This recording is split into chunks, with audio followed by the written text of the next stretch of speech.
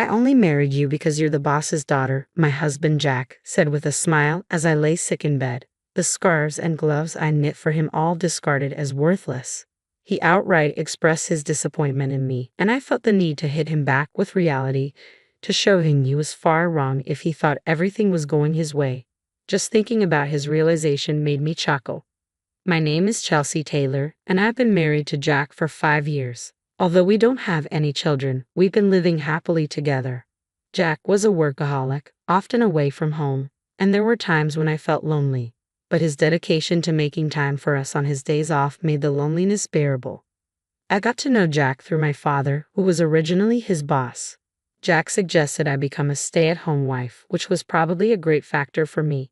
Thankfully, I had time for myself.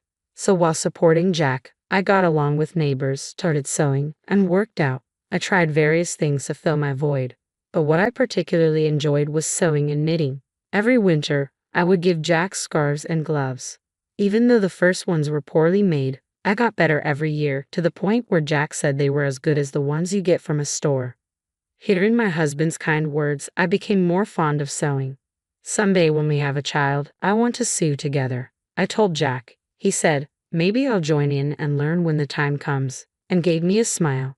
Of course, I never cut corners in supporting my husband, doing housework, and prioritizing spending time together on his days off. Thanks to his high salary, I must have seemed to lead quite a privileged life from an outsider's perspective. I had no complaints about such a life, vaguely thinking that I would continue to live quietly with my kind husband and our future child. However, the first hint of a shadow over this peaceful living crept up about 2 years ago. I was waiting for Jack to come home as usual when I suddenly felt dizzy and fell. My husband, who had just returned from work, took me to the hospital. When I woke up, I found myself in a hospital bed. According to the conversation between Jack and the doctor, my symptoms weren't light and seemed to be something I'd have to deal with for life. Fortunately, it didn't mean an immediate threat to my life, but it could happen again. Under these circumstances, I was recommended to stay in the hospital until my body recovered somewhat fully. Seeing me anxious, Jack said, "Seems like you'll be hospitalized for a while, but it's all right. I'll come to see you whenever I have time off from work. So let's get through this together." With him holding my hand and saying these words, I felt my anxiety lessen. With my supportive husband by my side, I believed everything would be all right, even though I had no grounds for such a belief. Since then, Jack visited me almost daily as he promised. He held my hand and asked me how I was doing. If I mentioned that my days at the hospital were boring, he would bring me my favorite sewing tools, and we would sew together and chat about trivial things that happened that day. Spending time teaching my clumsy husband how to sew was especially fun, and each time we did it, I was able to forget the boredom. However, such happy times in the hospital only lasted about a year. After handing over the yearly tradition of a hand-knitted scarf, the frequency of my husband's visits lessened. Now, it's good if he shows his face once every few weeks. At first, I thought my husband must be busy with work and continued my sewing, planning to give him the finished product the next time he came. According to the doctor, I was told that I would be discharged by the end of the year, so I thought I would give him some gloves. Then, I put all my feelings into making the gloves to make up for the time we had been apart. However, when my husband finally came to visit me after a long while, he looked at the gloves I handed him and coldly said, "You're still making these? It's frankly a nuisance." What he then handed to me was the scarf I had painstakingly knitted for him and a divorce paper. The scarf I had worked so hard on last year showed no signs of being worn. It was just as pristine as when I had given it to him. "Has it been 2 years since you've been hospitalized? I heard you'd be discharged soon, but I can't keep taking care of you," he said. "We should get a divorce." I turned my gaze to the divorce papers. Upon hearing these words, Jack had already signed the papers. Seeing that, I thought, so it has come to this. To be honest, ever since he stopped visiting, I had considered this possibility multiple times. To brush off that thought, I even tried to convince myself that he was just busy with work. But the Jack I knew would never neglect me, no matter how busy he was. If his work really had gotten busier, he would have told me. I had a feeling things would turn out this way when he stopped showing up without any explanation. That's why I managed to ask him why he wanted a divorce without too much distress. I wasn't trying to cling to Jack. In fact, I knew I had probably become a burden to him. If the kind Jack I knew said he wanted a divorce, then I guess I had no choice. But it was Jack who told me we'd get over this together, so I was somewhat curious as to why he had changed his mind. In response to my somewhat dazed question, Jack said, "Isn't it obvious? Ever since I married you, all I've had are troubles. I'm sick and tired of the scarves and gloves you give me every year. I only married you because you're the boss's daughter. How can I be expected to deal with you getting sick on top of everything else?" He laughed at me in a way that seemed to be making fun of me. He told me that he was tired of dealing with me, who had been innocently enjoying our life together. Every time I talked about happiness, love, or loneliness, it seems he thought I was a fool for it. Who can even wear a handmade scarf without feeling embarrassed nowadays? Receiving such things is a nuisance and annoying. When I looked at Jack's neck as he was talking, I saw a high-end scarf that I didn't remember giving him. Certainly, when compared to the scarf I made, it was of superior quality, and there was no need to compare which was better. I wondered if he had never used any of the items I'd given him till now. He must have been irritated by them all along, and I just wasn't aware. After I was hospitalized, my father retired soon after and was no longer at the company. Hence Jack didn't have to be considerate towards me anymore. And if his wife was ill, it would provide a convenient excuse at work. Furthermore, for the first year, he made a show of visiting me in between his work. I could imagine my father, prior to his retirement, often speaking about this at work, portraying my husband as a good man who works hard while caring for his ill wife. It was obvious that he had established this persona and was well regarded by his colleagues. That was what he wanted, and it seems the value he saw in me was realized when I fell ill. When I voiced these thoughts, my husband looked surprised and confessed, "Well, it did make work easier. When I spoke about you, everyone was sympathetic and treated me nicely. If I worked a little overtime, I was praised for being diligent and responsible. If I wanted to take a break, all I had to say was my wife is, and that was it." He admitted this without any sign of remorse. He had skillfully used my situation to his advantage in ways I wasn't aware of. As for my name's up for the next promotion, I mean, they're all idiots, but I have to thank your illness for that, he continued. As I listened to him with my eyes downcast, I lifted my gaze after he finished talking. What I saw was an ugly grin, and the man I loved was nowhere to be found. I understood that this was his true nature. "Well, if I could be of help, that's good. We probably won't see each other again, so take care," I simply said, and handed back the divorce papers. He had no use for me after receiving them and quickly turned on his heel to leave. Thus our divorce was finalized, and I quietly wept. After some time, I was discharged from the hospital and returned home with my parents. When my father heard about what had happened, he raised his voice. "I never thought he would be that kind of guy," he said. But to me, it didn't matter anymore. I calmed my father down and told him that I wanted to move back to my parents' home. Once I finished tidying up the house, my parents were understanding and told me to do what made me happy. For now, I decided to live with my parents. Before that, though, I decided to visit the house. Where I had lived with my husband, however, a problem arose. The front door lock wasn't working. Confused, my parents and I looked at each other and decided to ring the doorbell, only to be greeted by a stranger. In my bewilderment, I asked him about the situation, and he said he had bought the house a little while ago. It seemed he had been living there for a few months already and appeared to be happily living with his wife and child. My parents' anger only grew with this revelation, but I chose not to disturb the new family. I bowed my head and quietly left. However, I couldn't just let things be, so I immediately contacted my husband. He casually responded on the phone, "Ah, yeah, I sold it while you were in the hospital. I'm keeping the sales money as compensation. It was my house to begin with, so you have no complaint, right?" I couldn't help but let out a sigh at his nonchalant words. I wish he had told me sooner. From what I gathered from the new owner, the house had been sold quite a while ago. My husband probably put it up for sale about a year ago, around the time he stopped showing up. Even if he intended to divorce me at that point, selling the house without any discussion was just outrageous. Our divorce had already been finalized with the submission of our signed divorce papers. However, since I was in the hospital, we had agreed to discuss compensation and asset division after my discharge. We had planned a meeting for next week, but my husband had taken action on his own, which was just unbelievable. What was even more troubling was that my husband didn't seem to think he had done anything wrong.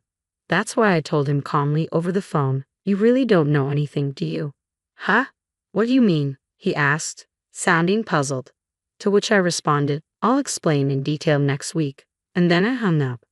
I smiled at my worried parents and told my father I had a favor to ask. I shared my thoughts with him and asked him to prepare for what was to come. I see. I've got it all prepared, the necessary documents. The discussion is next week, so there's not much time. But we'll manage somehow, my father said, offering a slightly troubled smile. As a father, he probably feels some guilt for recommending my husband to me. His anger at my husband seemed to fuel him to do whatever he could.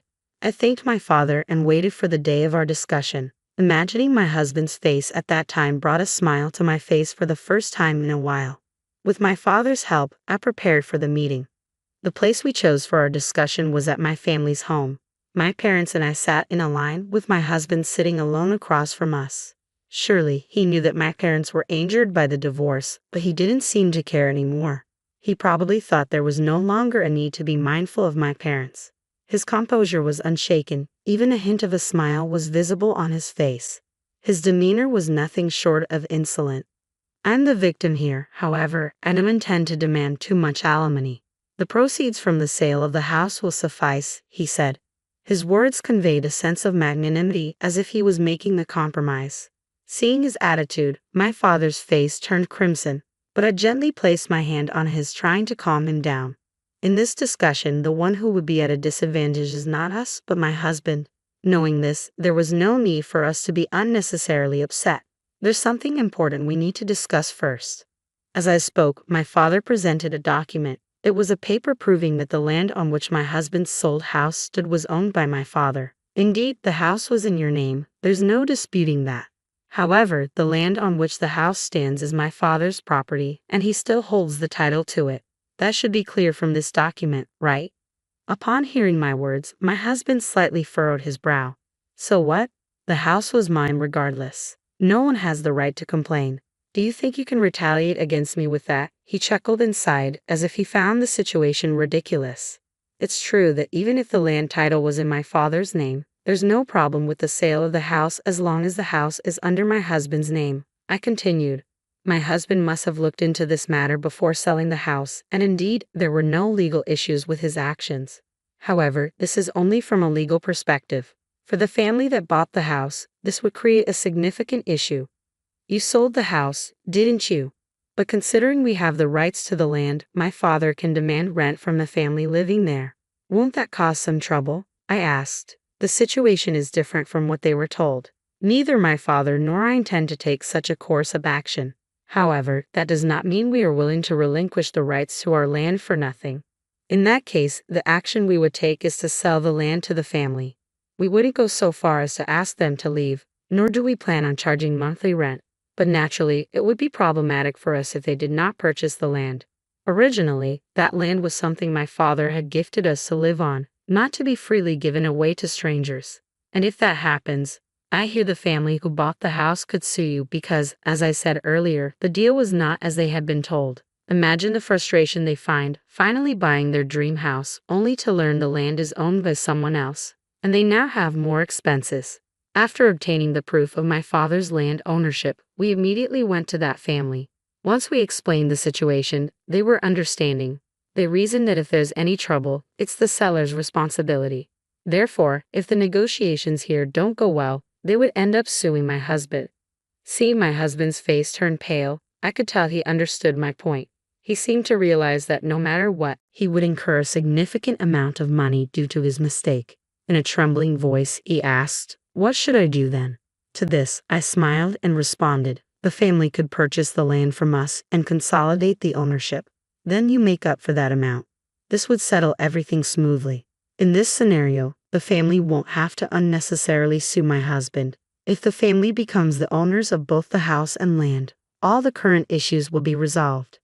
Of course, they weren't informed about the land price when they bought the house, so they will likely charge my husband for it. But that's not their family's problem. The issue would be that because the land is in a prime location, the cost of the land could be higher than the sale price of the house. Even if my husband gives up all his assets, it won't be enough. In the end, he won't have a penny left to his name. Or you could buy back the house, then pay for the land. Of course, you'd have to pay the family a relocation fee. In this case, both the land and house would return to my husband's possession. He could then sell them again, which could give him some money.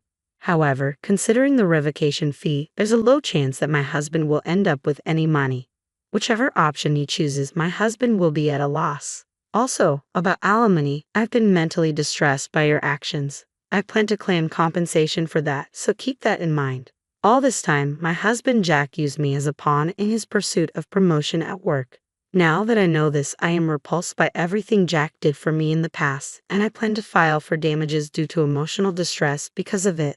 Though evidence is scarce and it's not very likely that I will win, just discussing this matter is significant given Jack's current circumstances. Jack, who was cornered, might not have the luxury to consider these possibilities, and everything I've just stated might become his reality. To further quarter Jack, my father continues, even though I'm retired and no longer part of the company, I have many acquaintances. I've been chatting frequently with my former subordinates lately. They've been telling me what you thought of my daughter and what you did. Everyone has been looking down on you, Jack. With a cheerful smile, my father shares this news, and Jack finally realizes the situation he's in. The status he had built in the company using me and the money he gained by selling the house without my consent. Neither of these are in his hands anymore. Now, let's discuss what comes next. Now that you understand your circumstance, we have to decide about the division of property, compensation, and the house. I say, joining my hands together and smiling. My smile hasn't changed compared to the ones I've shown Jack before, and I'm sure I was beaming more than I ever had since our separation. I hope you fully comprehend that the fate of your assets will be decided in this very meeting, I continue. Drawn in by my words, all Jack could do was force a laugh with tears in his eyes. The subsequent negotiations were in my favor, and Jack agreed to pay me alimony. We also agreed that Jack would pay for the land where the house stands, and we later explained this to the family who bought our house. As a result, everyone except Jack benefited from these discussions, and Jack ended up losing everything. The rumors my father initiated began to circulate within the company, causing Jack to lose his standing, and his potential promotion was put on hold due to concerns raised by upper management. The rumors continued to spread, leaving Jack without a place to fit in, and soon my father informed me that Jack had resigned. I won't say that all of it was karma, but things gained through exploitation can vanish easily, given someone's intentions. What Jack thought he had achieved was merely transient. As for me, I'm currently living in my parents' house and running a sewing class. I can't say that my classes are jam-packed, but I've been able to earn a decent income thanks to attendees like my neighborhood wives and kids. While I couldn't make it happen with my own children, like I once told Jack, I've now realized that sharing the things I love with others indeed brings me happiness.